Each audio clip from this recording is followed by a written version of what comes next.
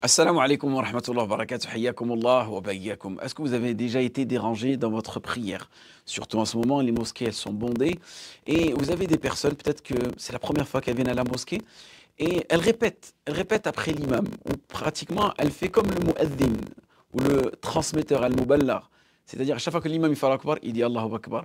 On entend parfois aussi réciter le tashahhud. On l'entend dans ses invocations. Elle fait le takbir, elle dit Sami Allahu liman hamidah. Et en réalité, ça vous dérange durant votre prière. Alors qu'en réalité, le fidèle, il n'a pas à prononcer tout cela.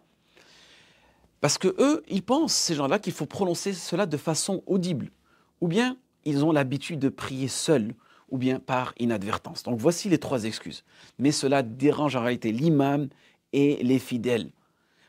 Qu'est-ce qui était réellement autorisé de prononcer durant la prière? Écoute ce que les savants nous disent. Certains considèrent qu'il est déconseillé de faire entendre le takbir et le salut à voix haute, sauf pour l'imam et celui qui annonce la prière.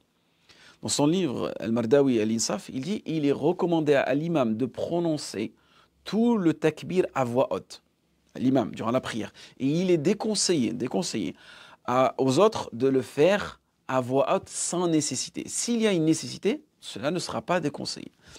Et l'auteur de Mourni al-Muhtaj a dit ils sont tous d'accord pour que l'imam et le muballir, c'est-à-dire celui qui transmet, fassent entendre le takbir et le salut à voix haute et personne d'autre doit le faire. Parfait. Ça, c'est dans des mosquées lorsque vous allez, par exemple, au Moyen-Orient. Eux, les malikites, estiment que le fidèle doit faire entendre le salut et le takbir d'entrée seulement, takbirat al-ihram, ces deux choses-là.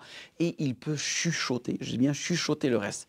Al-Kharashi a dit dans son commentaire sur Khalil, il est recommandé pour le prière, le fidèle, qu'il soit imam ou fidèle, de faire entendre son salut de dissolution afin que les gens sachent qu'il a quitté la prière et qu'ils ne le prennent pas comme modèle. Donc vous voyez ici la sagesse, la hikmah de cela. Jusqu'à ce qu'ils disent.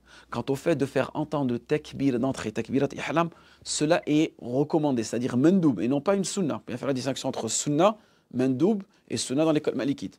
Mais pour les autres takbir, il est recommandé pour l'imam et pas pour le fidèle. Et il est préférable pour celui-ci de le faire silencieusement. Silencieusement. Et cela concerne le takbir et le salut sur lesquels il y a des divergences entre les savants. Et les malikites, eux, ils se justifient en disant dans le but de faire entendre le salut de dissolution, assalamu alaikum wa rahmatullah, assalamu alaikum wa rahmatullah wa barakatuh, et que les fidèles sont autorisés à se saluer mutuellement. C'est pourquoi il est recommandé pour eux de faire entendre le salut afin que le fidèle entende le salut de son compagnon et lui répondre. Et Allahu a'lam sur cette mas'ala.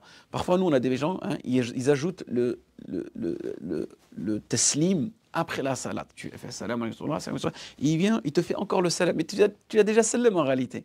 Vous voyez? Donc, ici, pour faire un petit récapitulatif rapide, Allah yabarik fikoum, c'est que si tu rentres dans ta prière, il n'est pas obligatoire pour toi de faire Allahu Akbar à voix haute. Tu fais Allahu Akbar. Et apprenez à prononcer cela de façon silencieuse. Et je sais que malheureusement, certaines personnes, elles ont besoin de s'entendre. Peut-être elles ont du west-west. Mais en réalité, tu es en train de déranger les personnes qui sont à côté de toi. Donc s'il vous plaît, surtout, les prières, elles sont bondées. Cela aussi peut faire tromper l'imam dans le nombre de rak'at. Lui, là, il fait Allahu Akbar. Et il entend quelqu'un derrière lui dire Allahu Akbar. Peut-être qu'il pense que quelqu'un est en train de le corriger. Donc vous voyez, ça peut troubler l'imam. Donc s'il vous plaît, essayez d'être silencieux durant toute la prière. Et votre prière, elle est valide. Et quand je dis silencieux, c'est il faut que tu prononces, d'accord, mais à voix basse. Waffaqakum Allah lima yuhibbu wa yarda. Barakallahu fikum. Wassalamu alaikum wa rahmatullahi wa barakatuh.